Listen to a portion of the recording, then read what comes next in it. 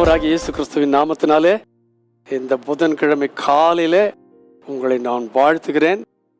இந்த நாளிலே கர்த்தர் உங்களை ஆசீர்வதித்து பலப்படுத்துவாராக. அவருடைய கிருபை உங்களோடு இருப்பதாக. நீங்கள் சுகமாய் இருப்பீர்களாக. எபேசியருக்கு எழுதின நிருபம் 3ஆம் அதிகாரத்தில் அப்போஸ்தலனாகிய பவுல் எபேசு சபைக்கு எழுதப்பட்டதான இந்த எபேசியர் நிருபம் ஒரு உபதேச நிருபம். நீங்கள் அதை வாசித்தீர்களானால் மிக சந்தோஷப்படுவீர்கள். அதில் நீங்கள் பல காரியங்களை கற்றுக்கொள்வீர்கள். இந்த எபேசியருக்கு எழுதின நிருபத்தில் அப்போஸ்தலனாகிய பவுல் அந்த சபையாருக்காக பாரத்தோடு ஜெபிக்கிறார். அந்த ஜெபத்தின் பல பகுதிகளை இந்த 3ஆம் அதிகாரத்தில் நாம் வாசிக்க முடியும். அதில் ஒரு சில பகுதிகளை நான் உங்களுக்கு வாசிக்கிறேன். 16ஆம் வசனத்தில் சொல்லியிருக்கிறது, நீங்கள் அவருடைய ஆவியினாலே உள்ளான மனுஷனில் வல்லமையாய் பலப்பட வேண்டும். இந்த அப்போஸ்தலனாகிய பவுல் அந்த ஆவியானவரை குறித்து ஜனங்களுக்கு எழுதும்போது சொல்கிறார், நீங்கள் அவருடைய ஆவியினாலே, பரிசுத்த ஆவியினாலே உள்ளான மனுஷனில் வல்லமையால் பலப்படவும். பரிசுத்த ஆவியார் நமக்குள்ளே காணப்பட்டால் உள்ளான மனுஷன் பலப்படுவான். வேறொரு வசனத்தில் எழுதியிருக்கிறது, நம்முடைய புறம்பான மனுஷன் நாளுக்கு நாள் அழிந்தும் உள்ளான மனுஷன் நாளுக்கு நாள் பலப்படவும் செய்கிறான் சொல்லி. நம்முடைய புறம்பான மனுஷன் என்னைக்கு பழையபடியே இருக்க மாட்டான். அன்னைக்கு இருந்த கருப்பு முடி இருக்காது, அன்னைக்கு இருந்த அடர்த்த முடி இருக்காது, அன்னைக்கு இருந்த பலன் இருக்காது, மாறிட்டே இருப்பான். புறம்பான மனுஷன் அழிந்து கொண்டே இருப்பான். ஆனால் உள்ளான மனுஷன் நாளுக்கு நாள் பலப்படுகிறான். அது எப்படி? அவருடைய ஆவியினாலே, பரிசுத்த தேவ ஆவியினாலே உள்ளான மனுஷனில் வல்லமையாய் பலப்படவும், விசுவாசத்தினாலே கிறிஸ்து உங்கள் இருதயங்களில் வாசமாயிருக்கவும். அப்போ என்ன செய்யணும்?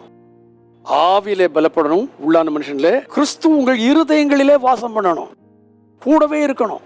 சகல பரிசுத்தவான்களோடும் கிறிஸ்துவினுடைய அன்பின் அகலம், நீளம், ஆழம், உயரம் என்று அறிந்து கொள்ளணும். தேவனுடைய சகல அனுகிரகத்தாலும் பரிபூரணத்தாலும் உங்களுக்கு கர்த்தர் அனுகிரகம் பண்ண வேண்டும். இப்படி உங்களுக்காக வேண்டிக் கொள்கிறேன். இந்த காலை வேளையில நம்ம எப்படி இருக்க வேண்டும் என்று அப்போஸ்தலனாகிய பவுல் வேண்டிக் கொள்கிறார். அவருடைய ஆவியினாலே உள்ளான மனுஷனிலே பலன். புறம்பான மனுஷனை பற்றி அதிகம் கவலைப்படாதீங்க. அந்த புறம்பான மனுஷனுக்காக செலவிடுகிற நேரம், செலவிடுகிற பணம், இதுக்கெல்லாத்துக்கும் பதிலா உள்ளான மனுஷன்ல பலப்பட்டீர்களானால் நாளுக்கு நாள் பலப்பட்டு காணப்படுவீர்கள். அப்போ என்ன ஏற்படும்? விசுவாசத்திலே கிறிஸ்து உங்கள் இருதயங்களிலே வாசமாயிருப்பார்.